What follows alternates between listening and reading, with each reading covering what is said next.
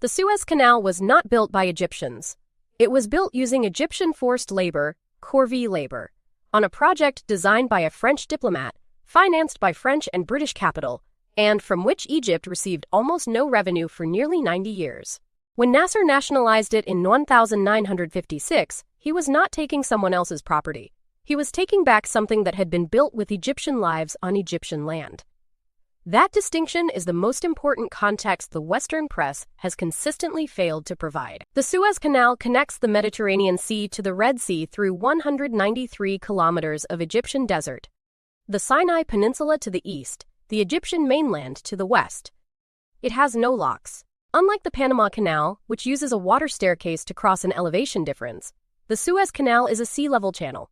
The Mediterranean and the Red Sea are at essentially the same elevation, separated only by the Sinai Desert's narrow land bridge. This geographic simplicity is what made it feasible for the ancient Egyptians to conceive it, the French to build it, and the Houthis to threaten it from 300 kilometers away.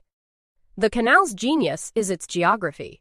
Its vulnerability is the same thing. The canal carries approximately 12% of global maritime trade, but that aggregate figure significantly understates its importance for specific trade routes. For container shipping between Asia and Europe, the Suez Canal is not simply convenient.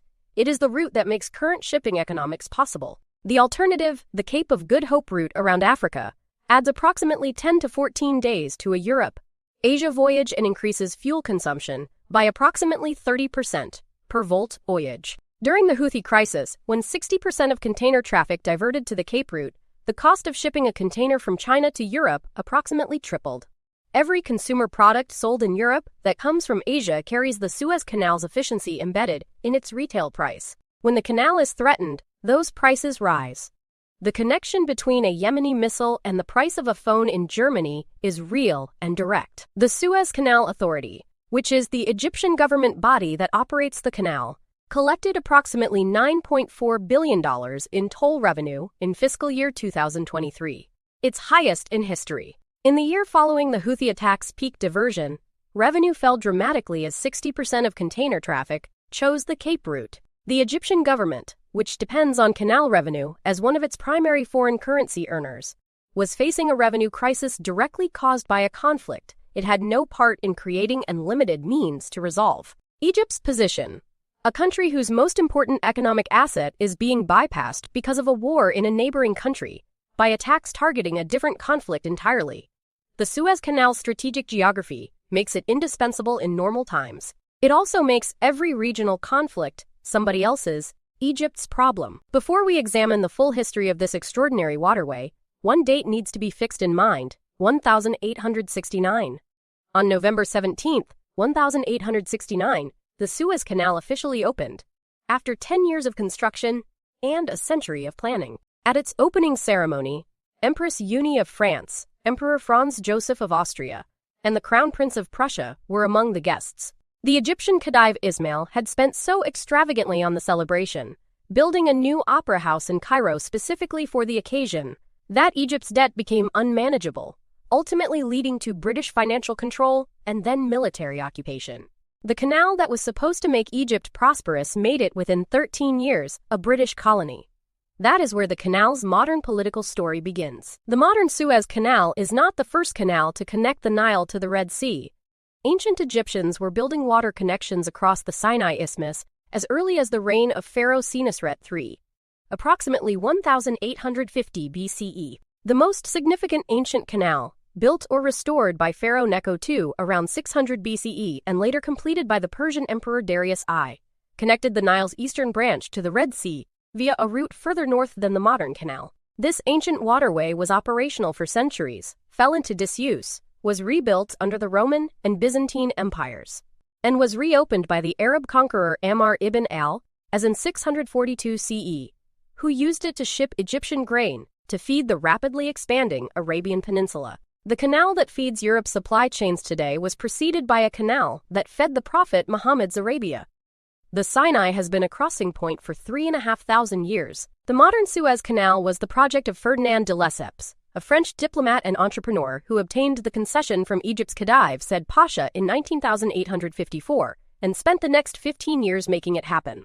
De Lesseps was not an engineer. He was a dealmaker, promoter, and an extraordinarily persuasive advocate for a project that most serious engineers of the day had dismissed as impractical. The British, who would eventually benefit most from the canal, were its most consistent opponents during the planning and construction phase, primarily because they feared it would give France strategic advantage in the Indian Ocean. Britain blocked it diplomatically for years. When construction began in 19,859, British engineers and capital were absent. The British position changed in 19,875, when Britain bought Egypt's shares in the Canal Company and became its dominant shareholder. The construction of the canal between 1859 and 1869 was accomplished through one of the largest forced labor operations of the 19th century. Under the corvée system, forced unpaid labor that Egypt's rulers had used for millennia, approximately 20,000 Egyptian fellahin, or peasant workers, were required to work on the canal at any given time, rotating in waves. The conditions, brutal. Workers dug by hand in Egyptian summer heat before mechanization was introduced. Thousands died. The exact number is disputed, but estimates range from 30,000 to 125,000, making it potentially the deadliest engineering project per kilometer of the 19th century. When the French Canal Company's use of corvée labor attracted international criticism, the Egyptian Khedive abolished the system in 19,863 under British pressure, but replaced the Egyptian labor with imported mechanical equipment and the debt that would ultimately cost Egypt its independence. Egypt's financially desperate Khedive Ismail sold his government's 44% stake in the Suez Canal Company to the British government for £4 million, borrowed by Prime Minister Disraeli from the Rothschild banking house in 48 hours, without parliamentary approval, because he feared Egypt would sell to France instead. Britain became the canal's dominant shareholder overnight. 7 years later, in 1882, Britain militarily occupied Egypt, ostensibly to suppress a nationalist uprising, but effectively to protect its canal investment. British troops remained in Egypt for 72 years. The canal that Nasser nationalized in 956 was not simply a French commercial enterprise. It was the instrument through which Britain had maintained military occupation of an entire country for 3 generations. The Suez Canal Company operated for 87 years after its 1869 opening, collecting tolls from ships transiting the waterway between the Mediterranean and the Red Sea, paying dividends to its French and British shareholders, and returning only a small fraction of revenue to Egypt. In 1955, the canal generated approximately $100 million in annual revenue. Egypt received approximately $3 million of that. For every dollar that transited the canal, the country that owned the land supplied the workers and maintained the waterway received 3 cents. In 1956, Nasser gave Egypt the other 97 cents. The entire history of the canal's political conflict is contained in that ratio. On July 26, 1956, Gamal Abdel Nasser stood before an enormous crowd in Alexandria and delivered a speech that changed the modern world. In the speech, which lasted 4 hours, he announced Egypt's nationalization of the Suez Canal Company and read out the legal decree that transferred ownership of the canal to the Egyptian government. The signal for Egyptian forces to seize the Canal Company's offices and facilities across Egypt was embedded in the speech itself. Nasser mentioned the name de Lesseps, the canal's French builder, and when Canal Company employees listening to the radio heard that name, they knew the seizure was beginning. The entire takeover, an exercise in meticulous operational planning, was completed within hours. The canal was Egyptian before the Western press understood what had happened. The international reaction to the nationalization reveals the specific limits of post-imperial thinking among the Western powers in 1956. British Prime Minister Anthony Eden compared Nasser to Hitler, in private communications and eventually in public. France, which was simultaneously fighting a colonial war in Algeria and believed Nasser was supporting the Algerian independence movement, was equally furious. The United States under Eisenhower was more complex. American policy opposed European colonialism, rhetorically, while also being deeply concerned about Soviet influence in Egypt, where Nasser had recently purchased weapons from Czechoslovakia. The 3 powers eventually divided into 2 camps. Britain and France secretly agreed to coordinate with Israel to create a pretext for military intervention. America decided to oppose them. The specific decision that made 1956 a turning point in world history was not Nasser's nationalization. It was Eisenhower's refusal to support his closest allies. The Suez Crisis military operation launched by Israel on October 29, 1956, followed by British and French forces on November 5, was initially militarily successful and immediately politically catastrophic. Israeli forces rapidly advanced across the Sinai. British and French paratroopers landed at Port Said. The military objective, to seize the canal and remove Nasser, was within reach. Then, Eisenhower acted. He threatened to sell American holdings of British government bonds, which would have collapsed the pound sterling. He blocked a British application to the IMF for emergency credit. He imposed an oil embargo on Britain. Within days, Britain's foreign exchange reserves were collapsing. Prime Minister Eden resigned. British and French forces withdrew in humiliation.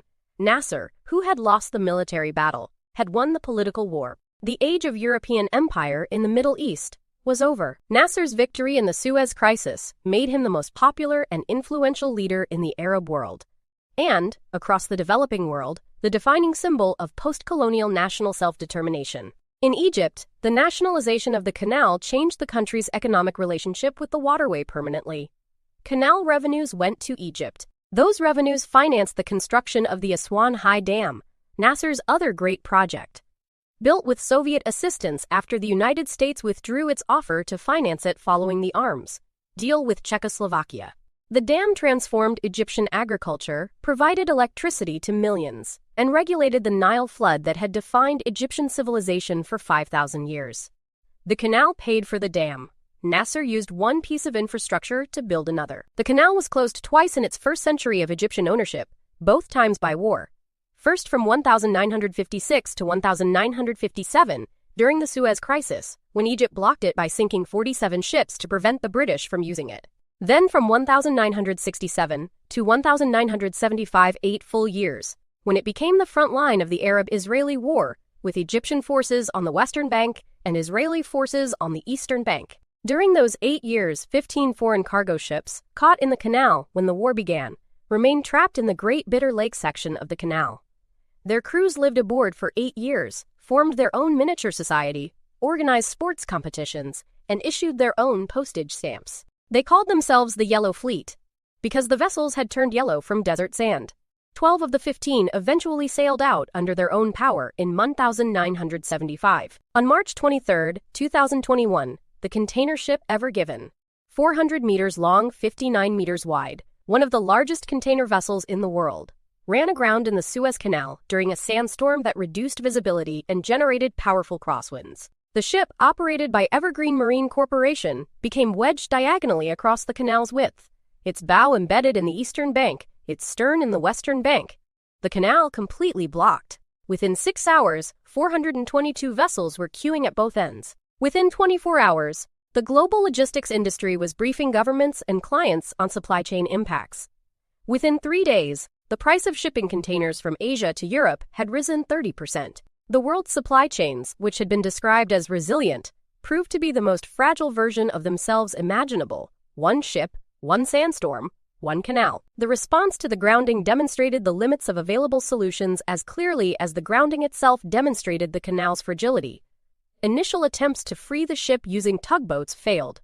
The ship was too firmly embedded in the canal bank. The excavator working at the bow, which became one of the iconic images of the crisis, was removing small amounts of sand while the global shipping industry calculated that the vessel needed approximately 18,000 cubic meters of bank material removed to be floated. The moon provided the solution. High tides associated with the full moon on March 29 raised the water level in the canal, allowing 15 tugboats and dredgers working simultaneously to finally pull the ship free after 6 days, 3 hours, and 30 minutes of blockage. The Ever Given incident produced a specific insight that shipping industry executives and supply chain consultants spent the following months articulating. The global economy had constructed just-in-time supply chains that were optimized for efficiency and completely unoptimized for resilience. The assumption embedded in every supply chain from Toyota's factory production to European retail inventory was that the Suez Canal would always be open, when it wasn't. For 6 days, the fragility of every supply chain, built on that assumption, became visible simultaneously. The post-pandemic supply chain restructuring, the Houthi attacks diversion, and the renewed interest in regional manufacturing and supply chain redundancy all trace part of their origin to 6 days in March 2021, when the canal was blocked by sand and a ship's bow. The Suez Canal's economic model is more transparent than the Panama Canal's, and its numbers are equally remarkable. The Suez Canal Authority collected approximately $9.4 billion in toll revenue in fiscal year 2023, a figure that reflects the canal's extraordinary strategic position. Egypt receives the full revenue from canal operations, one of the most significant legacies of Nasser's nationalization. The canal represents approximately 2 to 3% of Egypt's GDP and is Egypt's second-largest foreign currency earner after tourism. The canal is also the world's most complex single-vessel traffic management challenge. Vessels must be precisely scheduled to traverse a single-lane section with specific passing points, a process that the Canal Authority manages for over 50 vessels every day with minimal incidents. The operational complexity is invisible to the cargo shipping's users. It is the canal's greatest professional achievement. Port Said is one of the great cosmopolitan cities of the 19th century, built specifically for the Suez Canal's northern entrance, founded in 1859, and named after Egypt's Khedive Said Pasha, who granted the canal concession to de Lesseps. At its peak in the late 19th and early 20th centuries, Port Said was one of the most international cities on earth, a port city where Greek merchants, British colonial officials, Egyptian traders, Italian engineers, and Levantine businessmen all lived and worked in proximity. The city's distinctive architecture, a specific style of covered balconies called row houses, designed to provide shade in the Egyptian Mediterranean climate, is unlike any other Egyptian architectural tradition and is recognized as a distinct heritage style. The Port Said Lighthouse, built in 1869 for the canal's opening, still operates. It is one of the oldest operating lighthouses in the Middle East. Ismailia, the city built midway along the canal route as the headquarters of the Suez Canal Company, is one of Egypt's most pleasant and architecturally distinctive cities. The company built Ismailia as a garden city, wide boulevards lined with flowering trees, French colonial villas from the Canal Company era, a botanical garden, and the specific architectural mix of European colonial and Egyptian elements that characterize the Canal Zone's company towns. The Ismailia Museum houses some of Egypt's most significant Pharaonic and Greco-Roman artifacts, including a remarkable Sphinx and several unique mosaic floors from the Roman period. The Sweetwater Canal, built parallel to the Suez Canal to provide fresh water to the construction workers and later the canal's communities, runs through Ismailia's parks and gardens, creating the specific oasis quality that makes the city so different from Egypt's typically arid urban environments. The Suez Canal's environmental story is one of the most consequential ecological events of the 19th century, though it received almost no attention at the time and limited attention since. The canal's opening in 1969 created, for the first time in millions of years, a direct marine connection between the Mediterranean Sea and the Red Sea. The two seas had evolved in complete biological isolation. Their fish, invertebrates, and marine ecosystems were entirely distinct. Within decades of the canal's opening, Red Sea species began colonizing the Mediterranean through the canal, a process called Lessepsian migration, after the canal's builder. To date, over 400 species have migrated from the Red Sea into the Mediterranean, becoming established invasive species that have altered Mediterranean ecosystems in ways that are still being studied and are largely irreversible. Standing at the edge of the canal in Port Said and watching a supertanker pass through at arm's length is one of the great spectacles of modern infrastructure. Unlike the Panama Canal, where ships are elevated above you in lock chambers, the Suez Canal is at sea level, the ships moving through at the same height as the canal's banks. This means that a fully loaded 145, a very large crude carrier, passes through Port Said with its hull rising 25 meters above the water surface and its total deck height reaching 40 or 50 meters above the ground. From the canal bank, you are looking up at a steel wall, the height of a 15-story building moving past you at 10 kilometers per HR, silently, with absolute precision, close enough to touch. It is one of the few places on Earth where the sheer physical scale of global trade is directly visible to the human eye. The Suez Canal faces challenges in 2026 that come from three directions simultaneously. From the south, the Houthi attacks on Red Sea shipping, which have significantly reduced canal traffic and revenue since late 2023. From above, climate change, which is altering precipitation patterns in the Ethiopian highlands that feed the Nile, affecting Egypt's broader water security. Though the canal itself, as a sea-level channel fed by the sea rather than the Nile, is less directly vulnerable than the Panama Canal to water level changes. And from below, the seabed, The expanding size of container ships, the ever larger vessels of the ultra-large container ship generation, is approaching the limits of the canal's current depth and width, which may require further expansion investment to remain competitive with the Cape route for the largest vessels. Egypt's response to the Houthi crisis has been a diplomatic one, attempting to mediate, encouraging ceasefire negotiations, and working through Arab League mechanisms to reduce the threat. Egypt cannot address the Houthi threat militarily and cannot afford to join the American-British naval coalition, striking Houthi targets in Yemen, which would risk domestic political consequences. The canal's economic centrality to Egypt means that Egypt's foreign policy on Yemen is determined, to a significant extent, by shipping revenue. This is the specific leverage that the canal gives Egypt and also the specific vulnerability it creates.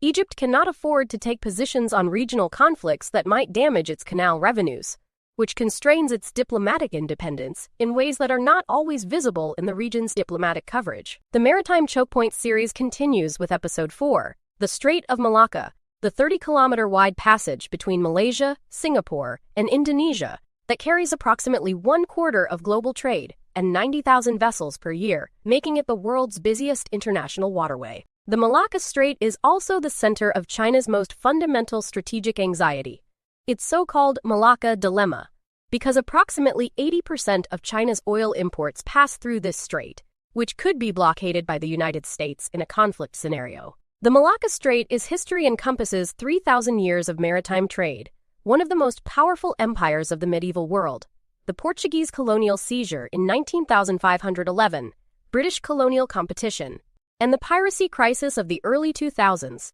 that made this the world's most dangerous shipping lane before a combined regional response brought piracy rates to near zero. 3,000 years of pharaonic engineering. A French diplomat who built a canal through someone else's country with someone else's labor. A British empire that occupied Egypt for 72 years to protect its investment. A nationalist speech in Alexandria, whose code word was a French engineer's name. A military invasion that ended the British Empire's global role in less than a week. 8 years of ships trapped in a desert lake, issuing their own stamps. 6 days when one grounded ship stopped 12% of global trade. And right now, in 2026, a war in Yemen that is bypassing the canal more effectively than any of its previous closures. The Suez Canal is all of these things, simultaneously a 500-year-old idea, a 155-year-old engineering achievement, a 70-year-old political settlement, and a present-tense crisis. Subscribe to the channel and turn on notifications, because the story doesn't end here, it evolves.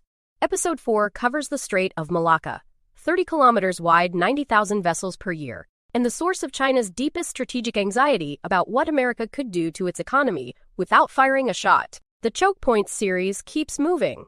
So does the shipping.